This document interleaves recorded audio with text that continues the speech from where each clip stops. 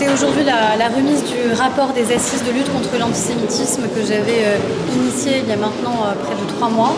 Cela permettait de confier à des personnalités qualifiées de terrain la mission tout simplement de nous apprendre et de nous permettre d'œuvrer efficacement dans la lutte contre l'antisémitisme, dont le risque aujourd'hui n'est pas juste une explosion mais un risque de réenracinement dans la société.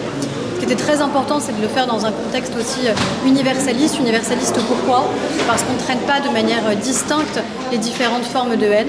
On les traite justement sans distinction et sans hiérarchie.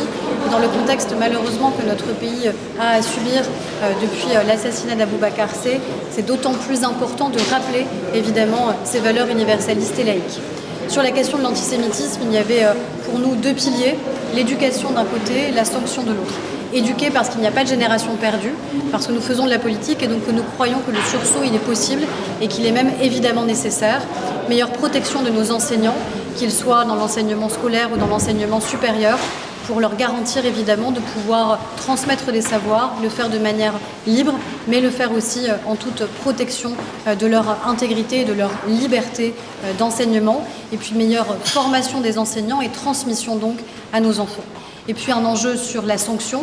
Sanction parce que nous avons la nécessité de mieux caractériser ce qu'est devenu aujourd'hui l'antisémitisme dans notre société et de manière plus générale d'ailleurs dans nos démocraties. La question de l'antisionisme, de la haine décomplexée de l'État d'Israël, dont nous voyons bien que malheureusement, il sert aujourd'hui à mettre des cibles dans le dos de nos compatriotes juifs, comme s'ils étaient tenus pour responsables de la situation qui se produit pourtant à 4000 km d'ici, d'où la nécessité d'adapter notre droit, à la fois sans doute au travers d'une circulaire de politique pénale, de manière à mieux appréhender ce qu'est devenu l'antisémitisme, mais aussi en sortant les infractions qui sont aujourd'hui dans le droit de la presse, les infractions à caractère raciste et antisémite, pour affirmer très clairement qu'on ne débat pas de l'antisémitisme, on ne débat pas du racisme, on les combat. Et donc pour les combattre, on ne peut plus les caractériser ou les considérer quelque part comme une forme d'opinion, mais bien comme des délits à part entière dans notre code pénal. Est-ce que ça veut dire que vous créez un nouveau délit et qu'est-ce que ça va changer très concrètement? Comment il sera caractérisé? C'est une des recommandations qui nous est présentée aujourd'hui et que je soutiens, de manière à ce qu'encore une fois, on envoie d'abord un message extrêmement clair à la société. On ne débat pas d'antisémitisme dans notre pays. On combat l'antisémitisme et on le combat sous toutes ses formes. C'est une demande de beaucoup d'avocats et de beaucoup de magistrats que de pouvoir mieux le définir dans le code pénal, de manière à ce qu'encore une fois, il ne soit plus dans le droit de la presse, ce qui est sans doute à la fois un défaut de bonne caractérisation, un message envoyé qui est un peu entravé, et puis à la fin, un risque d'être dans l'incapacité de sanctionner l'antisémitisme pour ce qu'il est. Donc c'est maintenant que le temps du gouvernement arrive, et donc nous devons, après la remise de ce rapport, travailler, œuvrer pour garantir qu'il entre évidemment dans les faits. Ça passera par une nouvelle loi? Si nous devons évidemment sortir les infractions antisémites et racistes du droit de la presse, oui, ça veut dire que ce sera une nouvelle loi. Il y a un certain nombre de propositions de loi aussi qui aujourd'hui avancent. Il va y avoir dans quelques jours un débat à l'Assemblée nationale sur la meilleure lutte contre l'antisémitisme au sein de l'enseignement supérieur, qui va nous permettre d'accélérer, puisqu'on l'a vu encore très récemment à Lyon 2 avec Frédéric Balanche qui a été pris à partie, non pas parce que juif, mais pris à partie parce qu'enseignant. Pris à partie parce que tout simplement il est profondément républicain et universaliste, d'où la nécessité d'affirmer évidemment l'engagement de l'État et de la République en soutien des enseignants où qu'ils soient, mais évidemment aussi de mieux les protéger, ce qui est l'une des propositions de ce rapport, protection fonctionnelle qui ne doit plus être discrétionnaire mais qui doit être évidemment automatique et obligatoire dans un pays qui a vu certains de ses enseignants être pris pour cible parce qu'enseignants. À Aux Oratoras, un enseignant a été assassiné. Ensuite, Dominique Bernard, ensuite Samuel Paty. Nous avons eu plusieurs enseignants dans notre pays qui ont été ciblés parce qu'ils enseignaient à nos enfants. Est-ce que vous allez garder la même urgence pour l'application des mesures préconisées dans ce rapport que pour la réalisation du rapport? Quel calendrier et quels moyens? Le calendrier à la fois des propositions de loi qui sont déjà sur la table, je vous le disais, propositions de loi sur la lutte contre l'antisémitisme dans l'enseignement supérieur dans quelques jours même à l'Assemblée nationale. Nous avons tenu justement à ce calendrier de manière à permettre l'intégration de recommandations des assises directement dans cette proposition de loi, et c'est un dialogue que nous avons déjà évidemment avec les parlementaires. La présence de la ministre d'État Elisabeth Borne montre aussi évidemment l'engagement sans faille qui est celui de l'ensemble du gouvernement, notamment évidemment au sein du milieu scolaire et de l'enseignement supérieur. La proposition de loi de Caroline Yadan qui avait été co-signée très largement, notamment aussi par des députés extérieurs à la majorité. Je pense à l'ancien président de la République François Hollande qui avait co-signé cette proposition de loi de Caroline Yadan sur une nouvelle infraction, sur le fait d'appeler à la destruction d'un État internationalement reconnu, dont on voit bien qu'il est aujourd'hui une des formes, malheureusement et tristement, de l'antisémitisme. Et puis, évidemment, le débat que nous devons avoir sur la sortie des infractions dans le droit de la presse pour l'intégrer dans le code pénal général, qui est l'une des propositions clés, à mon avis, que nous devons évidemment pouvoir retenir et sur laquelle nous devons pouvoir avancer dans un calendrier parlementaire dont vous savez qu'il est contraint, mais toujours en étant dans une logique d'accélération. Et puis enfin la question des moyens.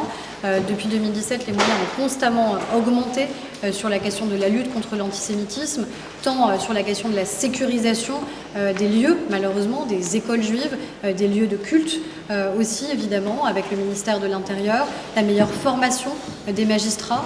Et je pense que nous pouvons encore renforcer les choses, notamment à l'École nationale de la magistrature, et c'est l'engagement qu'on a pris d'ailleurs sa présidente. Et puis évidemment, les moyens aussi que nous octroyons aux associations, je pense au Mémorial de la Shoah, mais au-delà à l'ensemble de lieux qui sont aussi des lieux qui rendent la mémoire vivante et qui nous permettent de la transmettre. Et ces moyens ont été augmentés évidemment constamment. Et au regard, encore une fois, de l'urgence qui est la nôtre, qui est une urgence démocratique, il n'y a aucune raison que ces moyens soient revus à la baisse, bien au contraire.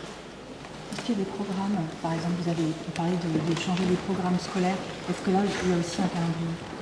Là, vous savez qu'après les programmes scolaires, il y a une commission dédiée qui travaille sur cette question-là.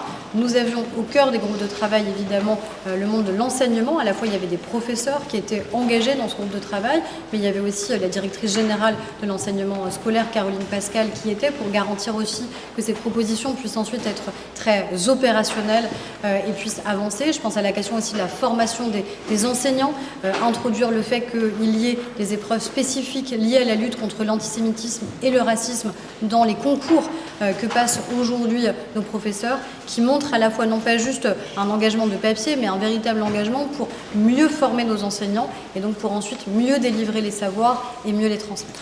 Les enseignants, les universités font souvent le reproche de, quand elles font un signalement au titre de l'article 40, de ne pas avoir de retour en termes d'information. Est-ce que vous envisagez des mesures pour améliorer ce point-là ?